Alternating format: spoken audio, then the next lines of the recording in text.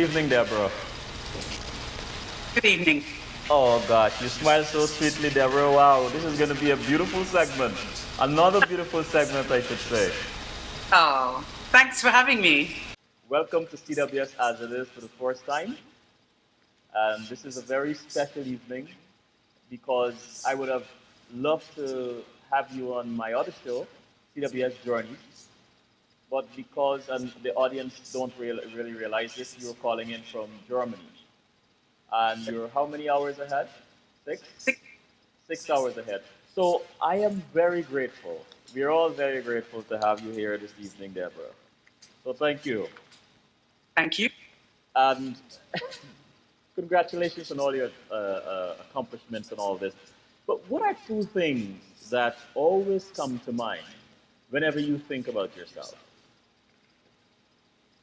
Two things. Two things, yes. Oh, let me see. I'd say I'm forthright.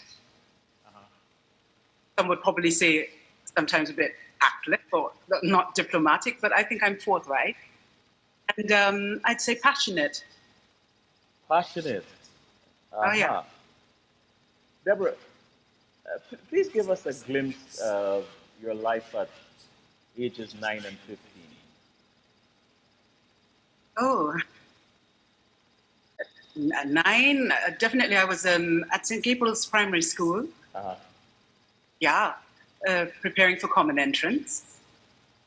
At that time, I was, I think I had a lot of extracurricular activities at that time already. I was at the National School of Dance and doing piano lessons as well, writing poetry. And, just having a great time with my siblings and my parents in Georgetown. Talking about your parents, do you remember or recall any special words of wisdom that they would have imparted on you that helped to shape the woman you have become today? Definitely. I would not be able to say word for word, and there are so many. Right. But my father was always a person who would always say, anything less is not worth it. I like that. Anything less is. You know, you lost two men in your family, from what I know. Your father many years ago, and just recently, your brother, a broadcasting journalist who had the more that many of us knew.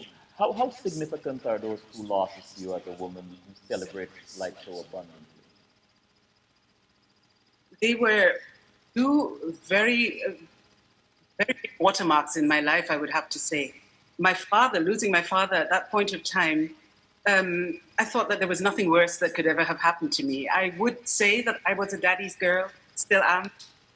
And it was a really, really big blow. The fact that I was studying medicine was something that really, troubled me for a very long time. He was a diabetic, also a very strong-willed person, and fought to the end. But because of the situation in Guyana, not being able to get insulin on a regular basis and that sort of thing, he passed away with nearly every complication of diabetes that you could possibly think of. I was lucky to have come home. He wanted to come home. So I was home just 4 weeks before he died, and I was able to see him. So that, but that was something else. Wow. My brother Roger was a completely different matter. I think that we always swore to ourselves that such a thing would never happen, that someone is ill and that they would pass away and we would not be there. And it was Roger was also chronically ill and also a great fighter. And the moment that he knew that there was no hope, his biggest wish was that we all be there with him, and we granted him that wish. So we were there, every one of us, even his nephews and nieces were there, and were there 1 week with him. And we even sang him into the great beyond. That was also a very touching experience. Deborah, you were studying abroad while your father was ailing. What would you have liked him to have been around to witness? Oh. Regarding your career, let me just say that. Regarding your career, what would you have liked him to be around? I think one of the greatest things that he would have loved to have seen or witnessed would have been my graduation in the reunified Germany. I mean, it would have been two things, killing two birds with one stone. He was someone who was very, very interested in politics, in world politics. He slept with his global radio on, the Deutsche Welle and BBC World. And he would have absolutely loved to have been a witness with me what was happening, the changes from Leipzig, the fall of the Berlin Wall, to actually being in reunified Germany and my graduating there. I think that would have been one of the... When did you realize you could sing, Deborah? You know, I got to throw that in there. When did you realize you could sing? At what age? That's a difficult question because I always sang. We've always sang in our family. But for let me see. If you were to say when did I realize that, yeah, I was good or I could be considered good, was probably around 13. That was when Miss Edith Peters spoke to my mom and said, you know, this girl needs to have voice training. She's good. And you know, I thought, well, everybody sings. So. I know that's a conversation my mom and Edith Peters would never have had. Describe for us a defining moment for you as a singer when you were growing up. Defining. It was definitely my my grade 8 exam with the Royal Schools of Music. Singing there, I think there are moments of magic, and that was definitely a magic moment for me in that exam, and everyone felt it. My Edith Peters felt it, actual examiner felt it, and I think this is something that not many people know. I was actually going to be offered a scholarship for voice at the Royal Academy of Music, but my father said, no, she is an academic way. Music she can do anytime. Look, you are a medical doctor. Do you consider yourself a singer who happens to be a doctor, or a doctor who happens to sing? Or is that an unfair question if it is? No, it's not unfair, and I think I have grown enough to be able to accept that I am a singer who happens to be a doctor. That's your passion, isn't it? It is. Music. So, is there a particular type of music you like? Well, let me rephrase that question. Is there a particular type of music you like singing versus listening to? Is there a particular type of music you prefer to sing? Yes. Well, later in life, I moved on from classical because that is exactly what we did at home, and I moved on from there to jazz a cappella, singing with the Bonner Jazz Choir, which is a 45-strong voiced choir, mixed choir, and that is definitely one of my passions. Making music without instruments and just touching hearts. Oh, why did she tell me this live tonight? Oh yes, we have another what? Another 15 minutes to go. Okay. What did you just say? Making music live without musical instruments. Yeah. That's what you said. Okay, cool. Deborah, what comes to mind when you think about Guyana? Home. Guyana is the place that nurtured me and that made me to the person that I am. Definitely. I'm very passionate about things Guyanese. I feel connected even though I have not been back there since my father died. But I'm always interested, always connected, and should anyone ever ask me where I come from, who I am, even though I was born in England, I always say Guyanese. I'm Guyanese. While we're on this thread, I want to ask you this. I'm just curious. Here you are, being given a scholarship, so to speak, by this country. and afforded you to go to a foreign country to study medicine. Our Guyana, and for those of you who may not know, I'm Guyanese. So Guyana's just changed government, and after 23 years, what what would you like to tell young people of Guyana about your experience with Guyana, about Guyana? What would you like to tell them?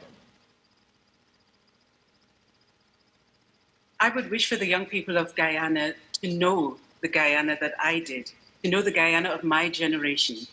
It was a place in which one felt safe, in which one was instilled with qualities that people think over here we're not capable of. Um, we would like them to know that Guyana has so much potential. Guyana nurtured me. When I went to Bishop's High School, I was able to see a broad base of things. We had not only music, woodwork, we had debating, we had sports. All of these made one a better person. We were also capable of discussing. This is something that I find missing in the Guyanese culture right now. Being able to debate without cursing each other out and without getting personal and that sort of thing. That was the norm at home. We used to enjoy getting into the debates and the discussions. It was part of the culture. It was an inclusive culture. When I remember Bishop's High School, every Friday was an assembly, and each Friday was a different assembly, led by Muslims, it was led by Hindus, or led by the Christians. The public holidays, the religious holidays were always explained and were always celebrated by all. It was an inclusive society, and this is something that I wish that our young people would again retain. I love the fact that in the coalition, people are moving towards this kind of thing again. Deborah, when and what was the decision to study medicine? I'd always wanted to study medicine. I think if you ask my mum or anything, I always was on about medicine or chemistry or anything in that direction. That was something that I always wanted to do. But as in my teenage years, of course, you are open to many more options. Of course, I fiddled with the idea of becoming a singer. And then because of my debating qualities, my father wouldn't have minded if I had become a lawyer, because he always said, I was quite capable of arguing on my feet. These three options, and the fate that decided for me. And then here you are in medical school. I think first year, a whole year of German. Was it German? Exactly. Yeah, German. What was that like studying in a foreign language? Yeah, we did when we came over, and that was something also a defining moment for me. Came over and had to learn the language, which we learned quite quickly. Actually, I was speaking German in 3 months, and then they felt that we had to sort of like be qualified to get into university, although we brought all our qualifications with us. The European countries sometimes do not believe that we have this kind of education. So they came up with the same things that were even below the level of my A levels. So I was actually just teaching my so came out with flying colors, went to university, and it was the same thing. The first year of university was actually my A level situation. I was completely bored. If I enjoyed myself,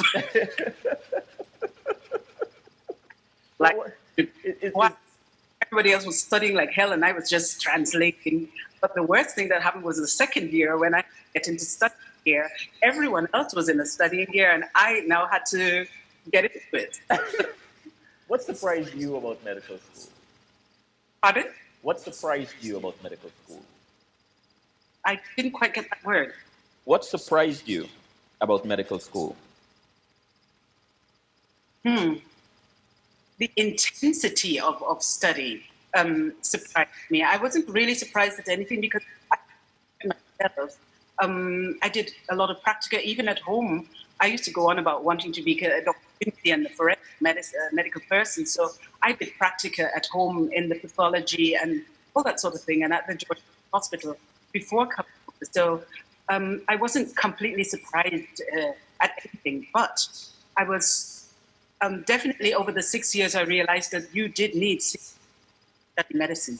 Mm-hmm. Why nuclear medicine? Why specialize in nuclear medicine? That was also karma. Oh, really? I think of my life work. It's a coincidence. I came back after doing my internship in Northern Ireland. I'm always a very impatient person. I was looking for a job in internal medicine. I didn't get one within 4 weeks, so I just phoned around and started asking if I could do an internship somewhere. And the first person I called was a nuclear physician.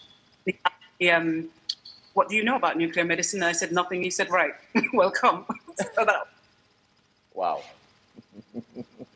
Yeah. So how has being a specialist in nuclear medicine met or not met your expectations? I always wanted to do internal medicine. Uh-huh. I suddenly found when getting into nuclear, it wasn't that different. What fascinated me about an internist was that you were sort of like a detective. You really have to bring in everything that you have learned to actually diagnose a disease. And I still have to do that here in nuclear medicine with a lot of technical help, but it's something where I can really actually help my colleagues when they're at the end of their tether and don't know exactly what is wrong with the patient.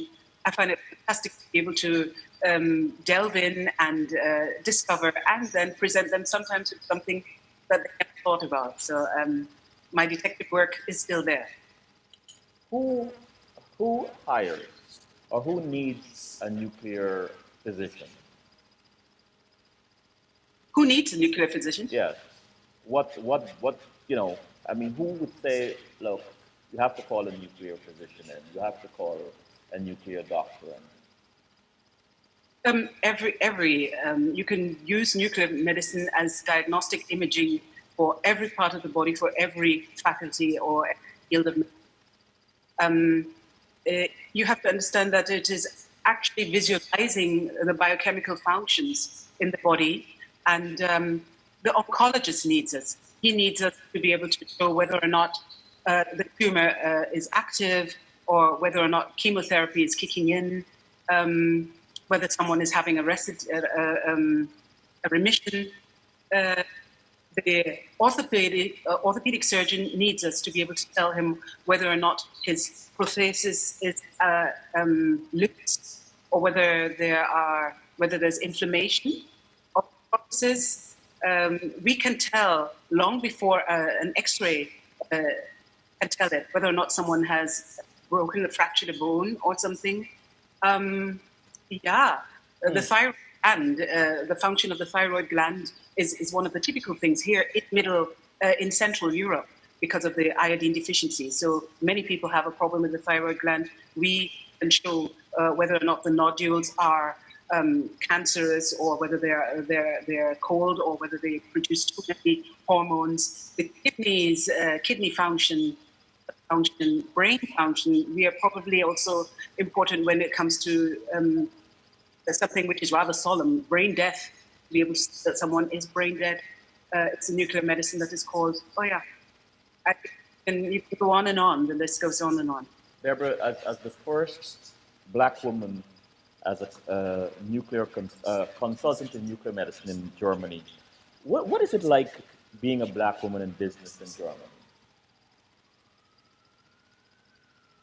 There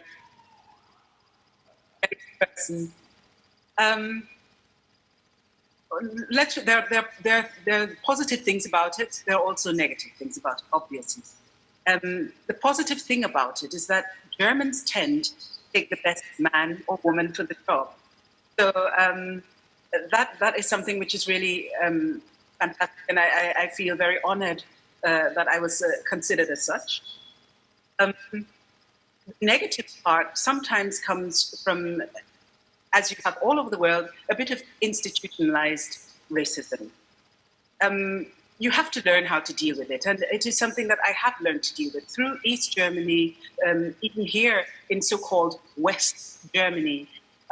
You will still find these things happening. People who will ask me, what have I done before and what are my hobbies? And when I tell them about my playing the violin and I tell them about my singing, then they would say, oh, that's unusual for someone from your area.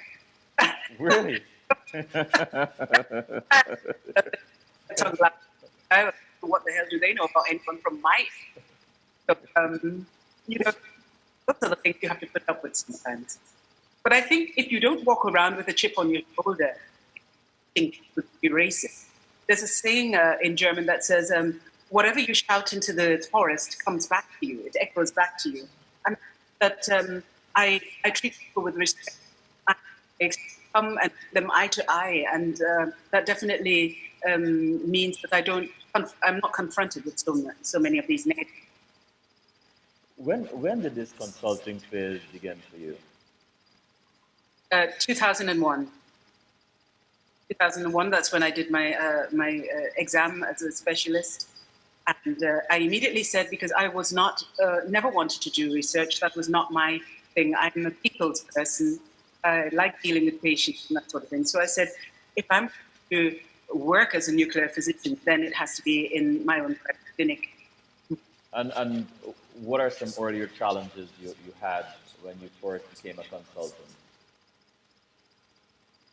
Oh, well, definitely. I was the first Black woman as a consultant. So, first of all, it was always a bit of shock, a bit of this acceptance. I mean, but it's the same thing that happens to young blonde doctors. They always get called nurse. so you will find, first of all, the people will come in, they will think that you're probably the nurse, even though you're speaking to them and explaining things. Until they finally do realize that no, there is actually a Black woman can actually be a doctor and a specialist in nuclear medicine. It was also a bit of a challenge with the colleagues, not in a sense of anything negative. It's actually quite sweet.